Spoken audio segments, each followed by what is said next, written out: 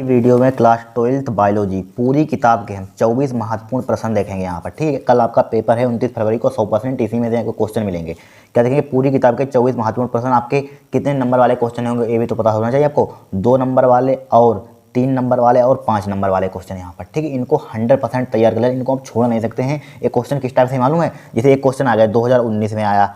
ठीक है, 2019 का पेपर उठा कर 2020 में आया, 2022 में आया, 2023 में आया। इस टाइप से हमने क्वेश्चन हर छाँट छाँट कर लिए हैं यहाँ पर, जो लगातार आ रहे हैं, कभी मिस नहीं होते हैं। ठीक है, अब आपका नसीब देखते हैं काम करता है कि नहीं। देखिए 2019 में आया, 2020 में आया, 2022 में आया, 2023 में आया। अब देखते हैं 2024 से यहाँ पर लिख कर आता है कि नहीं, आता है कि नहीं। तो आपका नसीब देखते हैं कितना होता है। लेकिन आया था, देखिए 19 में आया, 20 में आया, 22 में आया, 23 में, लगातार आने वाले क्वेश्चन यहाँ पर। लेकिन है इंपॉर्टेंट यहाँ पर। आएंगे क्यों नहीं आएंगे, तो यही बायोलॉजी से तो क्वेश्चन आएंगे यहाँ पर, तो इसी में से आएंगे। आपको तैयार कर लेना, इंपॉर्टेंट है, 100% आपको छोड़ा नहीं। एक बार देख लीजिए, इनको रिपीट कर लीजिए आप। ठीक है, एक बार देख लीजिए, नजर डालिए आप। बायोलॉजी कोई मैथ थोड़ी ना है, बायोलॉजी है। एक बार पढ़ लेंगे तब भी हम कल लिख देंगे हिंदी में। देखिए हमारे पास सबसे पहले क्वेश्चन हमारे पास है, निम्नलिखित शब्दों को परिभाषित कीजिए तथा प्रत्येक का एक एक उदाहरण दीजिए। 3 नंबर का क्वेश्चन आया हुआ लगातार। देखिए पहले परजीवता क्या होती है, परजीवता ध्यान से देखना, बहुत इंपॉर्टेंट क्वेश्चन है। एक एक इसको कतई पढ़ लेना। देखिए ए बेजीव होते हैं। क्या होते हैं, ए बेजीव होते हैं जो दूसरे जीव या पौधों पर रहते हैं। देखिए क्या होते हैं, ए बेजीव होते हैं जो दूसरा पौधा होता है उस पर रहते हैं। ठीक है, उन्हें ही हानि पहुंचा, उनको क्या जब रहते हैं उन्हें क्या कहते हैं, जब जिस जगह पर है उन्हीं को क्या कहेंगे, हानि पहुंचाते हैं। ठीक है, इस तरह के संबंध को परजीवता कहते हैं। देखिए सिंपल भाषा समझिए, एक पौधा यानी एक क्या होगा, जीव होगा, वो दूसरे पौधे पर रहता है, उसी को हानि पहुंचाएगा। सिंपल भाषा समझिए, यही क्या है, परजीवता है। ठीक है, ये क्या है, ए वे जीव होते हैं जो दूसरे जीव या पौधों पर रहते हैं, उन्हें हानि पहुंचाते हैं। इस तरह के संबंध को परजीवता कहते हैं। उदाहरण लेना अमरवेल, उदाहरण क्या ले लेंगे, अमरवेल हो गया क्वेश्चन, इतना होगा आपको। ठीक है, 1.5 नंबर मिल जाएगा आपका। फिर देखिए सहोपकारिता, सहोपकारिता क्या होती है, देखिए यह एक सहजीवी संबंध है। यह क्या है, सहजीवी संबंध है। ध्यान से समझना यहाँ पर। ठीक है, एक एक पढ़ते चलना है। ठीक है, जल्दीबाजी में करेंगे, यहाँ पर इतना टाइम नहीं है पर। ठीक, जल्दी से पढ़ लीजिए यहाँ पर। देखिए सहयोगकारिता क्या होता है, यह सहजीवी संबंध है। ये क्या है, सहजीवी संबंध है जिसमें दोनों प्रजातियां एक दूसरे से लाभ ग्रहण करती हैं, यानी कि लाभ प्राप्त करती हैं। ठीक है, क्या करती हैं, ग्रहण करती हैं, एक्सेप्ट करती हैं, प्राप्त करती हैं। इस तरह को पारस्परिक संबंध को सहकारिता कहते हैं, सहयोगकारिता कहते हैं। यहाँ पर सहयोगकारिता क्या होती है, सिंपल भाषा समझिए, ये क्या है, एक सजीवी संबंध है जिसमें दो प्रजातियां क्या होंगी, दो प्रजातियां एक दूसरे से लाभ ग्रहण करती हैं। दोनों प्रजातियां एक दूसरे क्या करते हैं, लाभ ग्रहण करती हैं, प्रॉफिट गेन करती हैं यहाँ पर। ठीक है, लाभ प्राप्त करती हैं यहाँ पर। ठीक है, एक दूसरे से लाभ ग्रहण करती हैं। ठीक, इस तरह के पारस्परिक संबंध को कहते हैं सहकारिता कहते हैं। ठीक है, सहकारिता उदाहरण लिख लेंगे लाइकेन, क्या लिख लेंगे, लाइकेन। 3 नंबर का, इसको पढ़ लीजिए, वेरी वेरी इंपॉर्टेंट है। इस तरह से टिप्पणी है तो टिप्पणी लिखे, परजीवता देखिए सहकारिता, इन तीन दोनों पर आपको लिखनी हो, कुछ नहीं, बड़ी सिंपल है यहाँ पर। ठीक है, पढ़ लेना यहाँ पर। अब देखिए दूसरा क्वेश्चन देखें, एक एक पढ़ते रहना, नोट 100% इंपॉर्टेंट है, लगातार आने वाले। देखिए दूसरा क्वेश्चन यहाँ पर बहुत इंपॉर्टेंट है। यहाँ पर दूसरा क्वेश्चन है, हॉट स्पॉट से क्या तात्पर्य है यहाँ पर। ठीक है, हॉट स्पॉट से क्या तात्पर्य, देखिए वे क्षेत्र जहाँ पर जाति, ठीक है, समृद्धता बहुत अधिक और उच्च स्थानिकता होती है। ठीक है, क्या होती है, वे क्षेत्र जहाँ पर जाति समृद्धता बहुत अधिक और उच्च स्थानिकता होती है। ठीक है, साथ ही इन पर पारिस्थितिक संकट प्रबल रहे होते हैं। ठीक है, क्या रहते हैं, पारिस्थितिक संकट प्रबल रहे होते हैं। ठीक है, ये जातियाँ अन्य स्थानों पर नहीं पाई जाती हैं। ये जातियाँ क्या होती है, अन्य स्थानों पर नहीं पाई जाती हैं, हॉट स्पॉट कहलाते हैं। क्या कहलाते हैं, हॉट स्पॉट कहलाते हैं। हॉट स्पॉट क्या होता है, वे क्षेत्र जहाँ पर जातियाँ समृद्धता बहुत अधिक और उच्च मतलब ज़्यादा, ठीक है, स्थानिकता होती हैं। ठीक है, क्या होती है, स्थानिकता होती है, साथ ही इन पर पारिस्थितिक संकट प्रबल रहे होते हैं। ठीक है, रहे होते हैं। ये जातियाँ अन्य स्थानों पर नहीं पाई जाती हैं, हॉट स्पॉट कहलाते हैं। क्या कहलाते हैं, हॉट स्पॉट कहलाते हैं। बहुत इंपॉर्टेंट, नोट कर लीजिए। अब देखिए तीसरा क्वेश्चन, सह विलुप्तता क्या है, इसका एक उदाहरण लिखिए। ठीक है, सह विलुप्तता बहुत सिंपल, देखिए जब कोई जाति विलुप्त होती है, ठीक है, जब कोई जाति क्या होती है, विलुप्त होती है, उस पर आश्रित दूसरे जंतु व पादप प्रजातियां विलुप्त होने लगती हैं। क्या होती हैं, दूसरे जाति व पादप क्या होती हैं, प्रजातियां क्या हो जाती हैं, विलुप्त होने लगती हैं, गायब होने लगती हैं। जैसे एक परपोषी मत्स्य प्रजाति विलुप्त होती है। ठीक है, उदाहरण देखिए, जैसे उदाहरण लिख दिए यहाँ पर, जैसे एक परपोषी मत्स्य प्रजातियाँ विलुप्त होती है तब उसके विशिष्ट परजीवियों का भविष्य खतरे में पड़ जाता है। क्या हो जाता है, उसके विशिष्ट परजीवियों का भविष्य क्या हो जाता है, फ्यूचर क्या हो जाता है, खतरे में पड़ जाता है। ठीक है, सहविकसित परागण, देखिए परागणकारी सहयोगकारिता पादप को विलोपन से, ठीक है, विलोपन से परागणकारी कीट का विलोपन भी निश्चित है। क्या है यहाँ पर, कीट का विलोपन भी निश्चित। विलोपन मतलब क्या होता है, गायब होना, एक को एलिमिनेट कर देना, गायब कर देना। एक क्या होता है, विलोप कर देना यहाँ पर। ठीक है, विलोपन भी निश्चित है यहाँ पर, गायब होना भी निश्चित है यहाँ पर। ठीक है, क्या होता है, सही विलुप्तता फिर से समझ लीजिए। देखिए जब कोई जाति विलुप्त होती है तब उस पर आश्रित दूसरे जंतु पादप प्रजातियां विलुप्त होने लगती हैं। ठीक है, जैसे एक परपोषी मत्स्य प्रजाति विलुप्त होती है तब उसके विशिष्ट व परजीवियों का भविष्य खतरे में पड़ जाता है। ठीक है, सह विकसित ठीक है, परागणकारी सहकारिता ठीक है, सहकारिता पादप के विलोपन से परागणकारी कीट का विलोपन भी निश्चित है यहाँ पर। ठीक है, लिख लीजिए, इंपॉर्टेंट है। तीसरा क्वेश्चन यहाँ पर, ठीक है, स्क्रीनशॉट लेते रहिए आप। ठीक है, अब चौथा क्वेश्चन देखेंगे हम।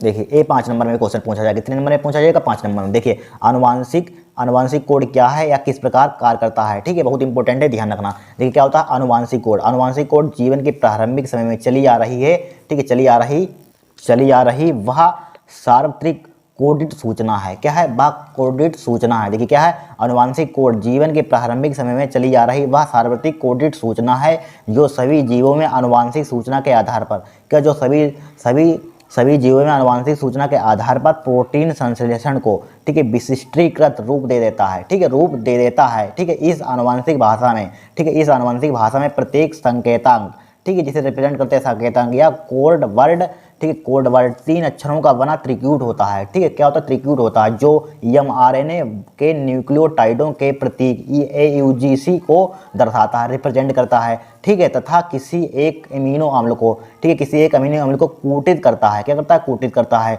ठीक है, mRNA अणु पर, क्या mRNA अणु पर उपस्थित 3 क्षारकों का, ठीक है, 3 क्षारकों का एक समूह, ठीक है, 3 क्षारकों का एक समूह जो एक एमिनो अम्ल को पहचानता है। क्या करता है? पहचानता है यहाँ पर। ठीक है, पढ़ लेना है आपको एक बार, जरूरी थोड़ी ना आपको रटना है, सिर्फ पढ़ लीजिए क्या कह रहा है यहाँ पर।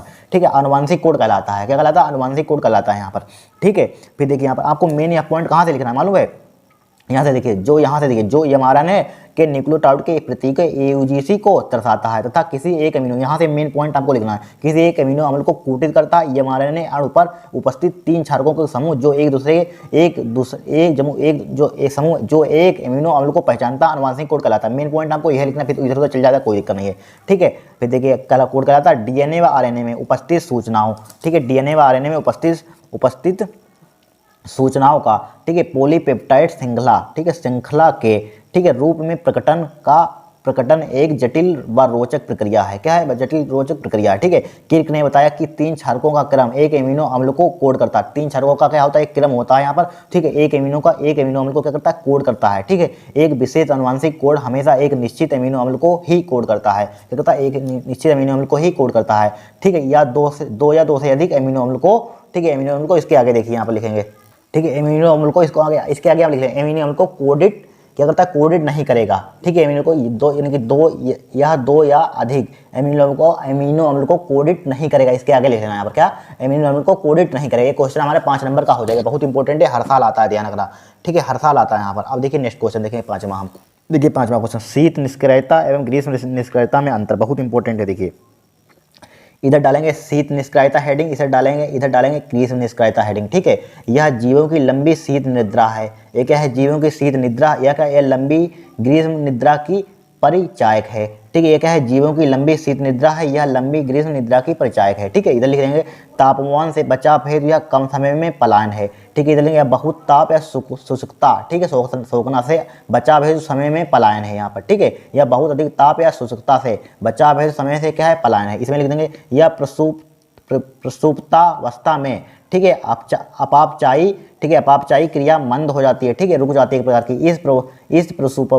इस प्रसुप्तावस्था में भी अपापचायी क्रियाएं मंद रहती हैं। ठीक है, जैसे लिख देंगे एग्जाम्पल मेढक, छिपकली, कुछ स्थानधारी जैसे ध्रुवी भालू। इधर लिख देंगे उभयचर जैसे मेढक। यहाँ पर लिख लीजिए, बहुत इंपॉर्टेंट है, हर साल आता है यहाँ पर।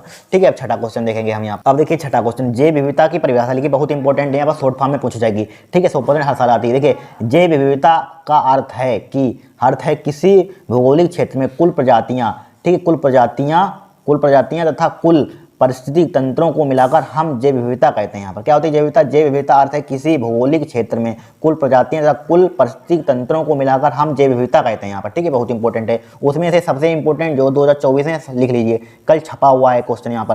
ठीक है, मेंडल के नियम, प्रभाविता का नियम पहले क्या होता है? इस नियम के अनुसार जब विपरीत लक्षणों के जोड़ों के स्थान में रखकर क्रॉस कराया जाता है, क्या कराया जाता है? क्रॉस कराया जाता है, तो पहली पीढ़ी में केवल संकरण कराया जाता है, तो पहली पीढ़ी में केवल प्रभावी लक्षण ही दिखाई देते हैं। क्या होते हैं? पहली पीढ़ी में क्या है? केवल प्रभावी लक्षण ही दिखाए जाते हैं। क्या होता है, इस नियम के अनुसार जब विपरीत लक्षणों के जोड़ों के स्थान में रखकर क्रॉस कराया जाता है तो पहली पीढ़ी में केवल प्रभावी लक्षण ही दिखाई देते हैं। ठीक है, उदाहरण लिख लें, मेंडल द्वारा शुद्ध लंबे पौधे, शुद्ध लंबे कैपिटल टी, शुद्ध बोने, स्मॉल टी इसको लिख लीजिए यहाँ पर। ठीक है, स्मॉल टी पौधों में संकरण के बाद, ठीक है, प्रथम पीढ़ी में केवल लंबे पौधे प्राप्त हुए हैं। क्या होते हैं, केवल प्रथम पीढ़ी में क्या है, केवल लंबे पौधे प्राप्त हुए। देखिए समझिए, क्या लिख रहे हैं, मेंडल ने द्वारा शुद्ध, मेंडल ने क्या कहते हैं, शुद्ध लंबे पौधे और शुद्ध, ठीक है, शुद्ध बोने पौधे, इनके बीच संकरण क्रॉस कराया तो क्या होता है, प्रथम पीढ़ी में क्या होता है, केवल लंबे पौधे प्राप्त हुए थे। यहाँ पर क्या होता है, केवल लंबे पौधे प्राप्त हुए। ठीक है, बहुत इंपॉर्टेंट है। 8वां क्वेश्चन देखेंगे, नहीं सॉरी दूसरा नियम देखेंगे अब। ठीक है, इसका एग्जाम्पल लिख लीजिए इधर। देखिए प्रभावी अप्रभावी, यहाँ पर देखिए शुद्ध लंबा पौधा ले लिया, शुद्ध बोना पौधा ले लिया, स्मॉल टी ले लिया, कैपिटल टी ले लिया यहाँ पर। ठीक है, कैपिटल टी ले लिया यहाँ पर, स्मॉल टी ले लिया। ठीक है, यहाँ पर इसके भी संकरण कराएंगे, क्रॉस कराएंगे। देखिए यहाँ से कराएंगे, यहाँ पर एक कैपिटल टी से यहाँ पर इसका होगा क्रॉस यहाँ पर। ठीक है, इस कैपिटल टी का, एक कैपिटल टी, इसका स्मॉल टी से इससे होगा यहाँ पर, तो यहाँ पर कैपिटल टी स्मॉल टी हो जाएगा यहाँ पर। ठीक है, इसी से फिर इसका होगा कैपिटल टी स्मॉल टी हो जाएगा यहाँ पर, हो जाएगा। फिर इन दो से होगा, इस कैपिटल टी के इससे होगा यहाँ पर, फिर इस कैपिटल टी के इससे होगा क्रॉस यहाँ पर संकरण होगा। तो यहाँ पर शुद्ध लंबे F1 पीढ़ी है, इसको कहते हैं प्रभावी अप्रभावी। ध्यान रखना यहाँ पर, इंपॉर्टेंट है यहाँ पर। अब देखेंगे हम इसका दूसरा नियम देखेंगे हम। देखिए दूसरा नियम यहाँ पर पृथक्करण का नियम है। यहाँ पर हेडिंग वाले पता देखिए, युग्मकों के निर्माण के समय दोनों विरोधी में तुलनात्मक लक्षण के जीन्स पृथक, ठीक है, जीन्स पृथक, क्या जीन्स पृथक होकर अलग अलग, ठीक है, अलग अलग युग्मक में जाते हैं। क्या जाते हैं, अलग अलग युग्मक में जाते हैं। इसका अर्थ है किसी प्रत्येक युग्मक एक लक्षण विशेष के लिए, क्या एक लक्षण विशेष के लिए हमेशा शुद्ध होता है। क्या होता है, शुद्ध होता है। इसे पृथक्करण का नियम कहते हैं, इसे क्या कहते हैं, पृथक्करण का नियम कहते हैं। ठीक है, अब देखिए मेंडल ने बताया कि जीव में पाए जाने वाले प्रत्येक लक्षण के लिए एक कारक उत्तरदायी होता है। क्या होता है, एक कारक उत्तरदायी होता है। मेंडल के कारक को ही, ठीक है, जीन कहते हैं, कहा जाता है। मेंडल कारक को ही क्या कहता है, कहा जाता है, जीन कहा जाता है यहाँ पर। ठीक है, बहुत इंपॉर्टेंट यहाँ पर है। क्या होता है, प्रथम, इनकी प्रथम में पढ़ लेना यहाँ पर। ठीक है, युग्मकों के निर्माण के समय दोनों विरोधी यानी तुलनात्मक लक्षण के जीन्स पृथक होकर अलग अलग युग्मक में जाते हैं। ठीक है, इसका अर्थ है कि प्रत्येक युग्मक एक लक्षण विशेष के लिए हमेशा शुद्ध होता है। इस पृथक्करण, इसे कहते हैं पृथक्करण का नियम कहते हैं यहाँ पर। ठीक है, मेंडल ने बताया कि जीव में पाए जाने वाले प्रत्येक लक्षण के लिए एक कारक उत्तरदायी होता है। क्या होता है, कारक उत्तरदायी होता है। मेंडल के कारक को ही जीन कहा जाता है। क्या कहा जाता है, जीन कहा जाता है। तीसरा नियम देखेंगे हम। देखिए स्वतंत्र आपह्यून का नियम। ठीक है, स्वतंत्र आपह्यून का नियम देखिए बहुत इंपॉर्टेंट है। देखिए जब दो या दो से अधिक विपरीत लक्षणों वाले, ठीक है, पौधों के बीच क्रॉस कराया जाता है, संकरण कराया जाता है, तो इन लक्षणों के वंशागत, ठीक है, इन लक्षणों की वंशागत स्वतंत्र रूप से होती है। इन लक्षणों की वंशागत क्या होती है, स्वतंत्र रूप से होती है। अर्थात एक लक्षण वंशागत दूसरे लक्षण की वंशागत को प्रभावित नहीं करती। क्या करती है, प्रभावित नहीं करती है। ठीक है, क्या होता है, जब दो या दो से अधिक विपरीत लक्षणों वाले पौधों के बीच क्रॉस कराया जाता है, ठीक है, तो इन लक्षणों की वंशागत स्वतंत्र रूप से, ठीक है, स्वतंत्र रूप से होती है। अर्थात एक लक्षण वंशागत दूसरे लक्षण की वंशागत को प्रभावित नहीं करती है। ठीक है, इसके भी देखिए गोल पीला ले लेंगे यहाँ पर, कैपिटल आर वाई आर। ठीक है, गोल पीला यहाँ पर, और इधर झुर्रीदार हरा यहाँ पर, इसको कैपिटल आर से स्मॉल, कैपिटल वाई से, स्मॉल आर से स्मॉल वाई से। ठीक है, इसके बीच क्रॉस कराएंगे यहाँ पर, तो यहाँ पर कैपिटल आर स्मॉल आर बनेगा, यहाँ पर कैपिटल वाई स्मॉल, गोल पीला बन जाएगा। यहाँ पर F2 पीढ़ी हो जाएगी यहाँ पर। ठीक है, F2 पीढ़ी हो जाएगी यहाँ पर, लिख लीजिए, बहुत इंपॉर्टेंट है, इसमें से छपेगा जरूर। अब 8वां देखिए 5 नंबर में पूछा जाएगा, मलेरिया रोग के रोगजनक रोगवाहक लक्षण तथा उपचार लिखिए। यहाँ पर बहुत इंपॉर्टेंट है। देखिए मलेरिया रोग का रोगजनक, देखिए क्या होता है, यह रोग प्रोटोजोन परजीवी, ठीक है, प्रोटोजोन परजीवी प्लाज्मोडियम के कारण होता है। ठीक है, इंपॉर्टेंट है, ऑब्जेक्टिव में पूछा जाता है यहाँ पर। ठीक है, मलेरिया रोगजनक क्या होता है, यह रोग प्रोटोजोन परजीवी प्लाज्मोडियम के कारण होता है। ठीक है, संक्रमित मादा, ठीक है, एनाफिलीज मच्छर, क्या होता है, एनाफिलीज मच्छर जब किसी व्यक्ति का रक्तपान, ठीक है, रक्त प्राप्त करता है, रक्तपान करने के लिए काटती है। ठीक है, रक्तपान करने के लिए काटती है। ठीक है, मच्छर कौन सा होता है, एनाफिलीज मच्छर। क्या होता है, एनाफिलीज मच्छर जब किसी व्यक्ति का रक्तपान करने के लिए काटती है तो परजीवी के जीवाणु लार के, ठीक है, जीवाणु लार के साथ उसके शरीर में प्रवेश, लार के साथ उसके जीवाणु क्या हो जाते हैं, उसके साथ प्रवेश कर जाते हैं यहाँ पर। ठीक है, फिर यही क्या है यहाँ पर, मलेरिया रोगजनक है। यहाँ पे देखिए मलेरिया रोग के लक्षण यहाँ पर लिख लीजिए। देखिए कपकपी के साथ तेज बुखार, बुखार आना। ठीक है, इसकी 3 अवस्थाएं होती हैं। देखिए किस कपकपी की अवस्था, गर्म अवस्था यानी कि बुखार आना, तेज पसीना आना, ठीक है, बुखार उसका उतरना यहाँ पर। ठीक है, ये लिख लेना यहाँ पर। दूसरा लिख लेंगे मिच लाना, उल्टी, सिर व पैरों में तेज दर्द। ठीक है, थर्ड लिख लेंगे बुखार के बाद कमजोरी, लंबी नींद। बुखार के बाद क्या है, कमजोरी आएगी, लंबी नींद रहेगी यहाँ पर। ठीक है, लिख लीजिए, बहुत इंपॉर्टेंट है यहाँ पर। अब देखिए देखेंगे नवा क्वेश्चन यहाँ पर। पहले उपचार देख लीजिए, रुक जाइए अभी। देखिए उपचार, रोग तथा उपचार। देखिए पानी को किसी स्थान पर अधिक समय तक नहीं रुकने देना चाहिए। देखिए पानी है, आप उपचार क्या रोक सकते हैं यहाँ पर। पानी क्या है, पानी है जहाँ पर ज़्यादा दिन भरा हुआ है उसको आप यहाँ पर ज़्यादा तक वहाँ पर भरा नहीं रहना देना चाहिए। ठीक है, पानी को किसी स्थान पर अधिक समय तक नहीं रुक देना चाहिए। भरा जो होता है मतलब रुका, एक प्रकार का रुकना, जो रुका होता है एक तरीके इकट्ठा होता है। ठीक है, वहाँ पर नहीं रुकने देना चाहिए यहाँ पर। ठीक है, फिर देखिए जलाशय में कीट पक्षी मछलियाँ पाली नहीं जानी चाहिए। ठीक है, पाली जानी चाहिए। ठीक है, जलाशय में कीट पक्षी मछलियाँ क्या नहीं पाली जानी चाहिए यहाँ पर। ठीक है, फिर थर्ड लिख लेंगे मलेरिया के उपचार हेतु क्यूनेन आदि औषधियाँ प्रभावी होती हैं। ठीक है, क्या होती है? मलेरिया के उपचार हेतु क्यूनेन आदि औषधियाँ क्या होती है? प्रभावी होती हैं। लिख लीजिए यहाँ पर। फिर देखिए नवा क्वेश्चन, वेरी वेरी इंपॉर्टेंट। असंगजनन क्या है? उपयुक्त उदाहरण दीजिए, बहुत इंपॉर्टेंट है। देखिए क्या होता है असंगजनन यहाँ पर? देखिए या एक अलैंगिक जनन की सामान्य विधि है। क्या है? एक अलैंगिक जनन की सामान्य विधि जिसमें नए पौधों का निर्माण युग्मों के संलयन के बिना ही हो जाता है। ठीक है, क्या हो जाता है? संलयन हो जाता है, असंगजन कहलाता है। क्या कहलाता है? असंगजन कहलाता है। क्या होता है? यह एक अलैंगिक जनन की सामान्य विधि है जिसमें नए पौधों का निर्माण युग्मों के संलयन के बिना ही हो जाता है। ठीक है, असंगजन कहलाता है। अतः इसमें पौधों के ठीक है लाभदायक गुणों को अनिश्चित समय तक सुरक्षित रखा जा सकता है। ठीक है, क्या रखा जाए? सुरक्षित रखा जा सकता है। जैसे एग्जाम्पल, ठीक है, डेडोलियन घास, इनकी एस्ट्रेसी फैमिली, रेजेसी फैमिली आदि के पौधे यहाँ पर। ठीक है, लिख लीजिए, बहुत इंपॉर्टेंट है यहाँ पर। अब देखिए एक बार पढ़ लीजिए। अब 10वां क्वेश्चन देखेंगे हम। देखिए 10वां क्वेश्चन, लोडिंग कोशिकाओं के क्या कार्य हैं? बहुत इंपॉर्टेंट। देखिए वृषण स्थिल लोडिंग कोशिकाएं नर हार्मोन एंड्रोजन प्रमुखता टेस्टोस्टेरोन का स्त्रवण करती हैं। क्या करते हैं? स्त्रवण करती हैं। ठीक है, यह हार्मोन पुरुषों में द्वितीयक लैंगिक लक्षणों के विकास व शुक्राणु निर्माण में सहायक है। यहाँ पर क्या है? शुक्राणु निर्माण में क्या है? सहायक है यहाँ पर। ठीक है, लिख लीजिए। 11वां देखेंगे। देखिए अपराग को परिभाषित कीजिए। 3 नंबर का बहुत इंपॉर्टेंट है। देखिए अपरा को परिभाषित कीजिए, परिभाषा दीजिए। इसके प्रमुख कार्य लिखिए। देखिए क्या होता है अपरा? देखिए गर्भ में स्थित भ्रूण व मृत ऊतकों के बीच का अस्थायी ठीक है अंतरांग शारीरिक संरचनात्मक, ठीक है शारीरिक संरचनात्मक, ठीक है क्या लिखेंगे? शारीरिक संरचनात्मक व कारकीय संबंध जो भ्रूण की जीवन संबंधी मौलिक आवश्यकताओं की पूर्ति कर उनके स्वास्थ्य की रक्षा करता है। क्या करता है? स्वास्थ्य की रक्षा करता है। ठीक है, तथा अंतःस्त्रवी ग्रंथि की भांति भी कार्य करता है। क्या करता है? भांति भी कार्य करता है, अपरा कहलाता है। ठीक, क्या कहलाता है? अपरा कहलाता है। पढ़ लेना यहाँ पर। अपरा के कार्य, भ्रूण का पोषण, भ्रूण का शोषण, भ्रूण का उत्सर्जन, हार्मोन का स्त्रवण यहाँ पर। ठीक है, पढ़ लेना बायोलॉजी बस पढ़ लेना आप, इतना टाइम थोड़ी ना आप समझाने के यहाँ पर। कल पेपर है आपका। ठीक है, आपको इंपॉर्टेंट बता दे रहे हैं, ये इंपॉर्टेंट है, पढ़ लीजिए यहाँ पर। ठीक है, 12वां देखेंगे आप। देखिए 12वां क्वेश्चन। देखिए IVF व GIFT का पूरा नाम लिखिए। देखिए IVF क्या होता है? इन वेट्रो फर्टिलाइजेशन यहाँ पर। ठीक है, अब GIFT का G मतलब गेमीट, I मतलब इंट्रा, F मतलब यानी कि फेलोपियन, T मतलब ट्रांसफर। ठीक है, अब देखिए GIFT इसका मतलब GIFT का मतलब क्या है? जाइगेट इंट्रा फेलोपियन ट्रांसफार्मर। ठीक है, MT मतलब M मतलब मेडिकल, T मतलब टर्मिनेशन, P मतलब क्या होता है? आप प्रेगनेंसी। क्या? आप प्रेगनेंसी, यानी कि मेडिकल टर्मिनेशन ऑफ प्रेगनेंसी यहाँ पर। ठीक है, फिर देखिए योग संचरित रोग से क्या तात्पर्य है? इसे बचने से कुछ उपाय बताइए, बहुत इंपॉर्टेंट है। देखिए ये तो अपने आप लिख सकते हैं यहाँ पर। ठीक है, यौन पढ़ लीजिए यहाँ पर, आप लिख देंगे। देखिए यौन संबंधों के कारण, ठीक है संचरित रोग, यौन संचरित रोग कहलाता है। जो यौन संबंधों से कारण जो रोग होते हैं उसे कहते हैं यौन संचरित रोग कहलाते हैं। उन्हें सामान्य ACTD या गतिज रोग या जनन मार्ग, ठीक है इतना लिखिए यहाँ पर। फिर देखिए आगे देखते हैं। जनन मार्ग संकर्ण भी कहते हैं यहाँ पर। क्या कहते हैं? संकर्ण भी कहते हैं। उदाहरण लिखना है एड्स, सिफिलिस, ठीक है गेनोरिया आदि। ठीक है, इन रोगों से बचने के उपाय निम्न है। देखिए समलैंगिकता से दूर रहें यहाँ पर। ठीक है, समझ रहे हैं आप? ठीक है, समलैंगिकता से दूर रहें। ठीक है, अनजान व्यक्ति से यौन संबंध ना बनाएं। ठीक है, समझ रहे हैं ये भी आप?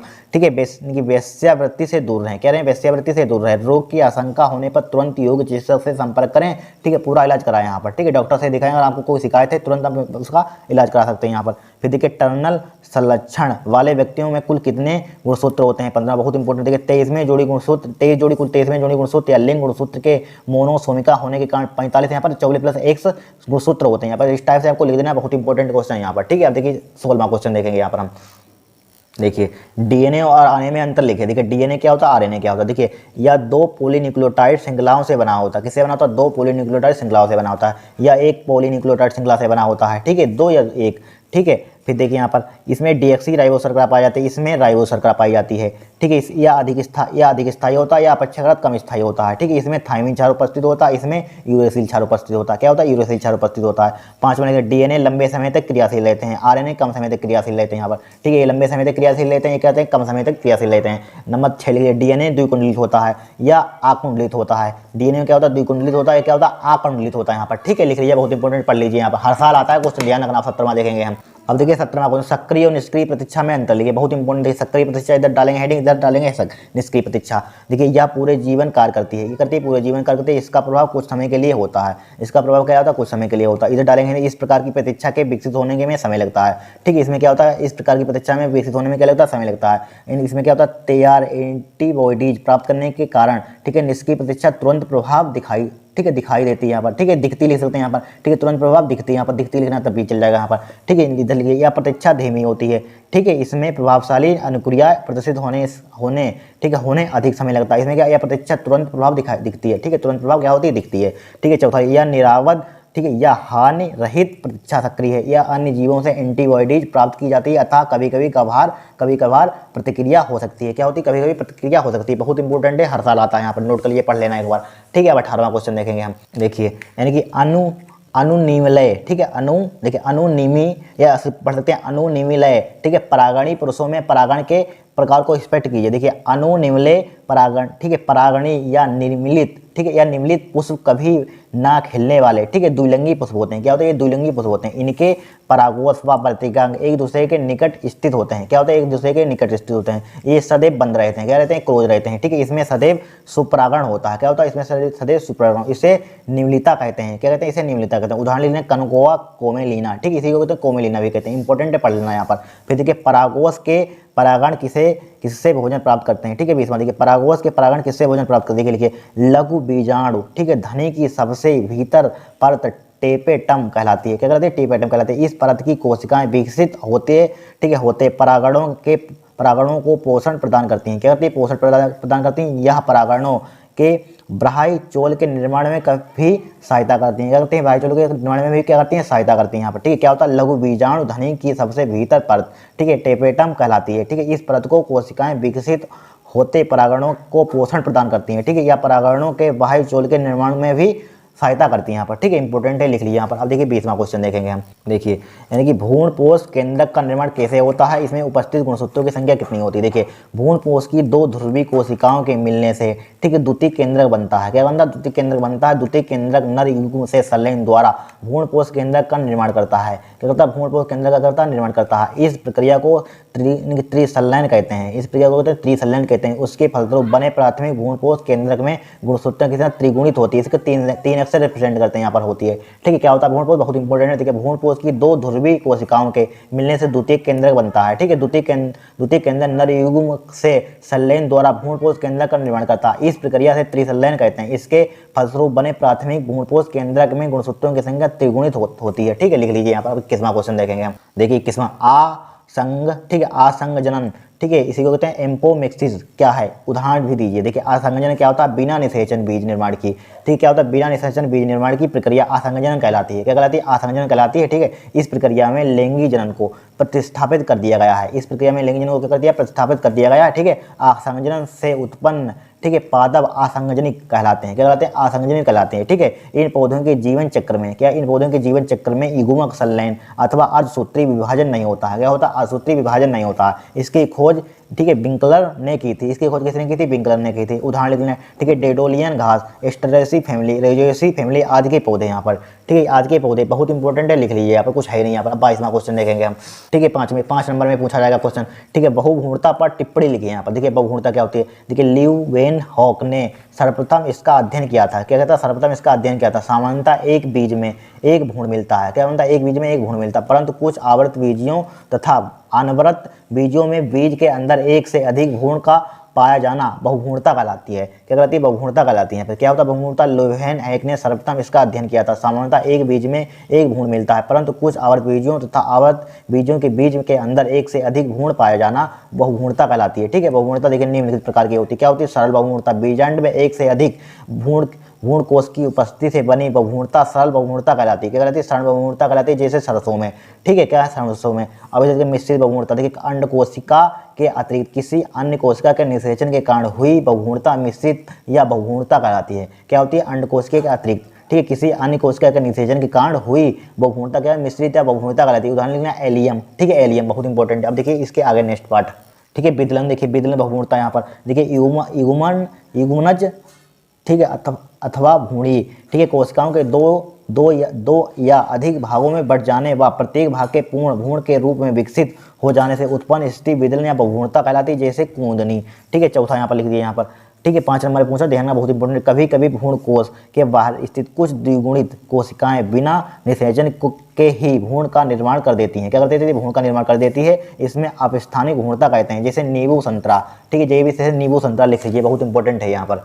देखिए ये भी 5 नंबर में पूछा जाएगा। मासिक चक्र को परिभाषित कीजिए। इस दौरान हार्मोन की परस्पर क्रिया का एक विवरण दीजिए। देखिए मासिक चक्र क्या होता है? देखिए मादाओं या प्राइमेट्स के अंडाणु, ठीक है, अंडाणु निर्माण 28 दिन के चक्र में होती है, ठीक है। मादाओं का अंडाणु का निर्माण क्या होता है, 28 दिन के चक्र में होती है, ठीक है, जिसे हम आवर्त या मासिक चक्र या ऋतुस्राव कहते हैं, ठीक है। प्रत्येक मादा चक्र में 12 से 13 वर्ष की आयु, ठीक है, प्रत्येक मादा चक्र में 12 से 13 वर्ष की आयु, 12 से 13 वर्ष की आयु में प्रारंभ होकर 45 से 55 वर्ष तक खत्म हो जाता है, ठीक है। क्या होता है, खत्म हो जाता है। यह चक्र अंडाशय में, ठीक है, अंडाशय में अंडाणु का निर्माण को दर्शाता है, ठीक है, तथा इसके प्रारंभ होने के साथ इसके साथ प्रारंभ होने के साथ ही मादा गर्भधारण से में सक्षम हो जाती है, ठीक है। मादा क्या हो जाती है, गर्भधारण में क्या हो जाती है, सक्षम हो जाती है, ठीक है। पीयूष ग्रंथि से ल्यूटिनाइजिक हार्मोन LH तथा पुटिका प्रेरक हार्मोन FSH ग्राफियन पट्टिकाओं की वृद्धि अंडाजनन तथा एस्ट्रोजन के स्त्रवण को प्रेरित करते हैं। क्या करते हैं, प्रेरित करते हैं, ठीक है। गेनोडोट्रोपिन, ठीक है, FSH व LH, ठीक है, स्त्रवण पट्टिका, ठीक है, पट्टिकी प्रवस्था में क्रमशः बढ़ता, ठीक है, बढ़ता जाता है। क्या होता है, बढ़ता जाता है, ठीक है। पुटिकी परिपक्वन के लिए विशेष रूप में FSH उत्तरदायी होता है यहाँ पर, ठीक है, ठीक है। लिख लीजिए, इंपॉर्टेंट है, पर 5 नंबर का पूछा जाएगा। अब देखिए, देखेंगे 24वां क्वेश्चन, लास्ट क्वेश्चन, ठीक है, लॉन्ग में पूछा जाएगा। देखिए, यौवनारंभ क्या है, ठीक है, यौवनारंभ क्या है। इस अवस्था में बालक एवं बालिकाओं के शरीर में होने वाले परिवर्तन का उल्लेख कीजिए यहाँ पर, ठीक है। देखिए, यौवनारंभ, देखिए, प्रजनन पूर्व काल अर्थात बाल्यावस्था की समाप्ति पर जनन प्रवस्था का प्रारंभ, ठीक है, यौवनारंभ से होता है, ठीक है। क्या होता है, यौवनारंभ से होता है, ठीक है, यौवनारंभ, ठीक है। यौवनारंभ जीवन की वह औषधि है, ठीक है, यौवनारंभ जीवन की वह औषधि है जिसमें शारीरिक वृद्धि व विकास मंद पड़ जाता है, ठीक है, क्योंकि शरीर की अधिकांश ऊर्जा व संसाधनों, ठीक है, संसाधनों की प्रयोग लैंगिक अंगों की वृद्धि व विकास में होता है, ठीक। क्या होता है, इस अवस्था में लैंगिक अंग कार्यशील होना प्रारंभ हो जाते हैं। क्या होता है, कार्यशील होना प्रारंभ हो जाते हैं। इस स्थिति में पुरुषों में, ठीक है, शुक्राणु और स्त्रियों में अंडाणु का निर्माण प्रारंभ हो जाता है,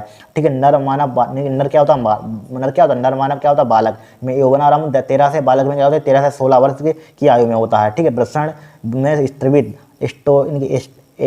इनके एंडोस्ट्रॉन प्रमुखता टेस्टोस्टेरोन लिंग हार्मोन का यौवनारंभ प्रेरित होता है, ठीक है। यौवनारंभ क्या होता है, प्रेरित होता है। इसके फलस्वरूप बालकों में निम्नलिखित लक्षण विकसित होने लगते हैं।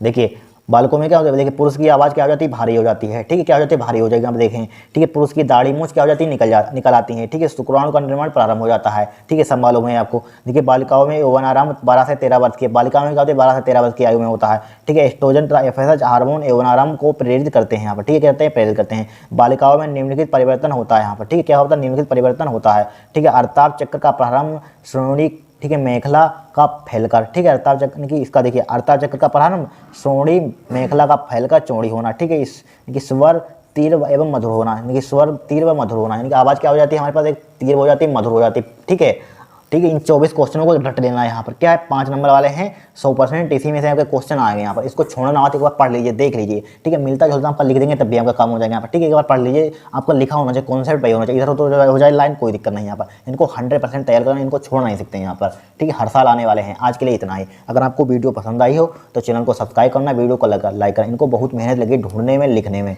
ध्यान रखना यहाँ पर, बहुत मेहनत लगी है यहाँ पर।